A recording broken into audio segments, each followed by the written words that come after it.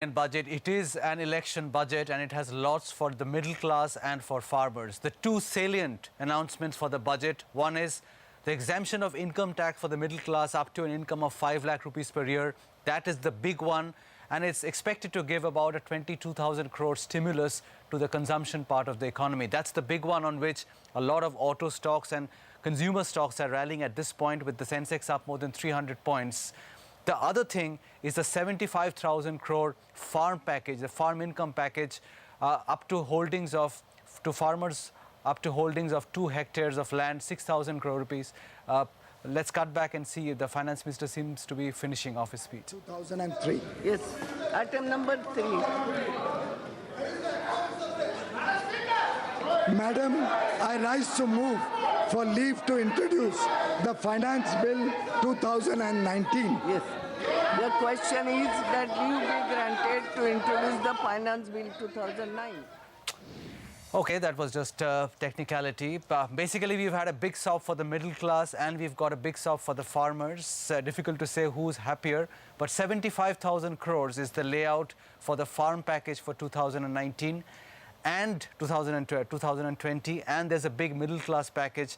The primary thing is the exemption up to 5 lakh rupees of income. But these two are the big salient points of this election package for which the stock market seems happy.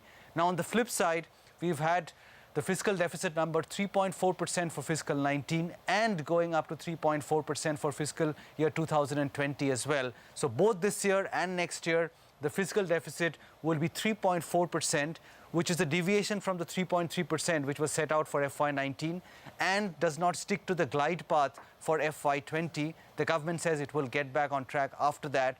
But the bond market does not seem terribly roiled by this because we've seen bond yields pretty much stable around 7 and 7.28%, which is where we started the speech. So there has been no major spike in the bond yield despite the fiscal deficit slippage to 3.4%, from which we can conclude that the market seems to be okay, and this is along expected lines. So yes, we have fiscal slippage, but we have two big stimuli, one on the consumption side from the tax proposal and one on the farmer side, the 75,000 crore farm packages. I've got a packed house with me to take us through what the market should make of it. Deepak Parekh is joining us. Mark Mobius, our guest editor, is holding by. And we've got lots of other speakers like Ashok Wadhwa, Ramesh Damani, Nirmal Jain joining in just a bit. But Deepak, first question to you. Before we come to the stimulus, tell us what the Reserve Bank makes of this 3.4% fiscal deficit for this year and next year. Will it stay its hand, or can it still cut rates next week? I've lost you. No, I don't think Deepak is there. But Mark Mobius, how should the stock market react to this? What kind of a stimulus should it take away for this tax cut and the farmer package? How material is it in your eyes? I think it's excellent for the stock market. I think it's a great package for us because we've been focusing on consumer stocks, and this is a great boon for consumer companies. So I think it's an excellent budget. And the nice thing about it is that 3.4 is not that bad. Of course, we have to watch the currency very carefully because on one hand, they may be giving us very good consumption patterns, but on the other hand, you may see a weakening of the currency. So we have to look at what the currency is doing as well. In material terms, do you think one should be looking at consumption stocks now in terms of FMCG, autos, because of the middle class package which has come about? Definitely. I think all these stocks should do well. And basically our approach to the market from the beginning has been to look at consumption stocks in India because we believe that even without this package, the consumer income is increasing in India because of the economic growth. So this is added on to that, and it's very, very beneficial. Deepak, I was asking you, if you can hear me now, what the Reserve Bank takes away from this, the 3.4% FY19 fiscal deficit and staying at 3.4% next year. Can it still cut rates next week?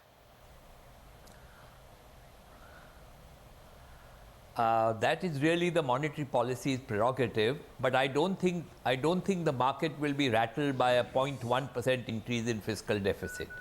And there is a logical reason given by the finance minister that because of the farm distress, because of very low inflation in food prices, the farmers across the country are having a very tough time. And therefore, even in this year, they have allocated 20,000 crores and next year 75,000 crores. So the finance minister clearly mentioned that if you take this out, the deficit next year would have come down to 3.1%. So I don't think this is going to rattle anyone. A very, very marginal increase in fiscal deficit is not going to impact us at all. The only issue, Deepak, is that this is going to be a recurring item from here on. It's not a one-off, and we've actually slipped. I mean, the reasons are changing. Last year was GST, this year is farm package. What is the risk that we get off the glide path, that every year something or the other comes up and we get stuck at this level of fiscal deficit? See, a fiscal deficit of 3% and above with a 7.5, 8% GDP growth rate is manageable according to me. I don't think we have to be very worried. We should be worried if the growth rate comes down significantly. I think in our stride with a 7.5% to 8% GDP growth rate, we are okay. I'm not too worried about that. And current account deficit, he's contained it at 2.5%. But such a practical way, the finance minister has said that he has really benefited the farmers and the middle class. And they are both the consumer classes, and they are both being targeted today. They are both under stress today, whether it is tax reduction at source and trying to get a refund, or whether it is a second house, or extension of the tax credit. Flats are not being sold. Real estate is in a bit of a stress. One of the reasons being GST on under construction flats. I think Finance Minister has taken a practical view that unsold stock increase can be from 1 year to 2 years. So there's no notional rent because it's taking longer time for developers to sell apartments.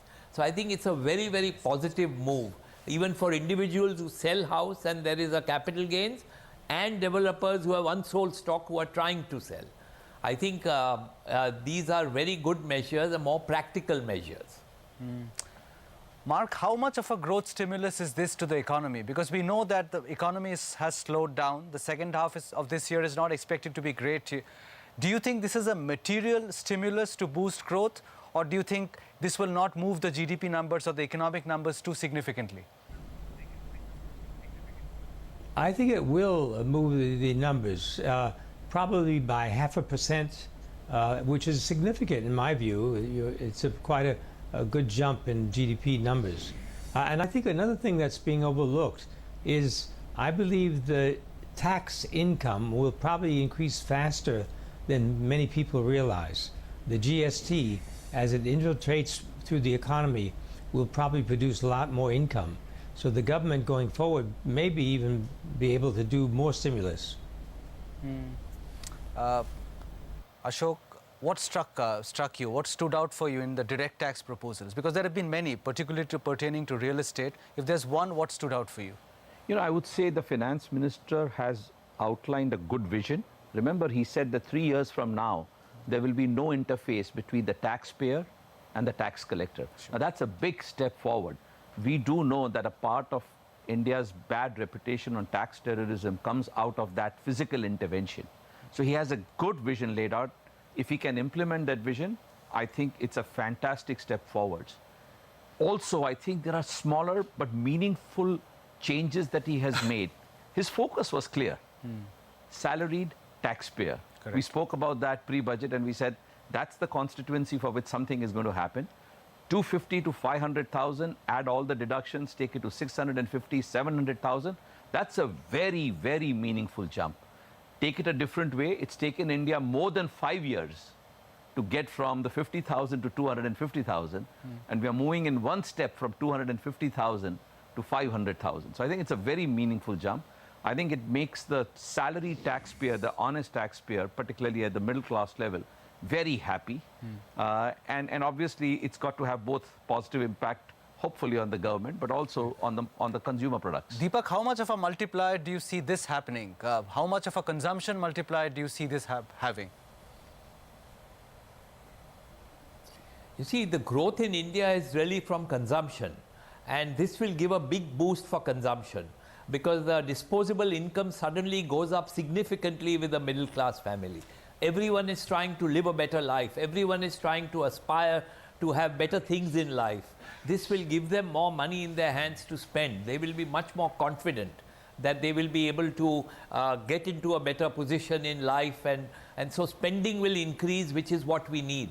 So consumption is going to grow, and similarly, banks that lend, consumption to GDP ratio in India is extremely low. It is one of the lowest in the world. So that consumption ratio will go up. I think it will be a big boost.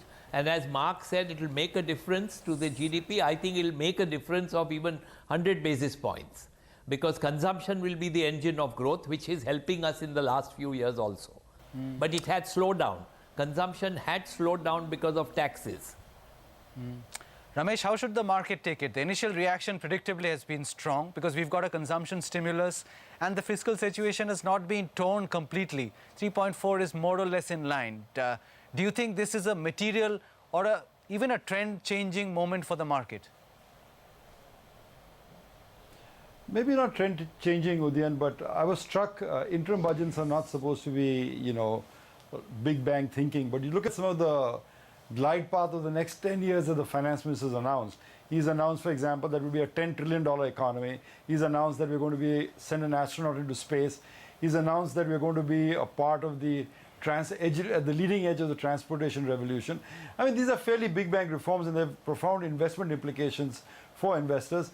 Of course, there's a heady mix of pragmatism and populism in the budget, but I think he did ultimately what Google tries to do no evil. I think it'll be a budget well received by the market. The market seems to have found its legs yesterday with the big 500-point rally. And I think at least for the next, we've made an intermediate bottom. That is my opinion, Udayan.